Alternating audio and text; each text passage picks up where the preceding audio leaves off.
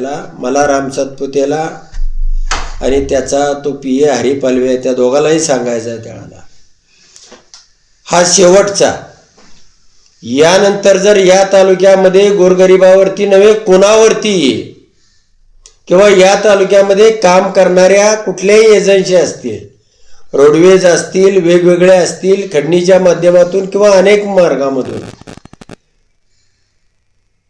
कारण तुम्ही जी ह्या रिव्हॉल्वर लावून किंवा अशा पद्धतीने दहशत निर्माण करताय,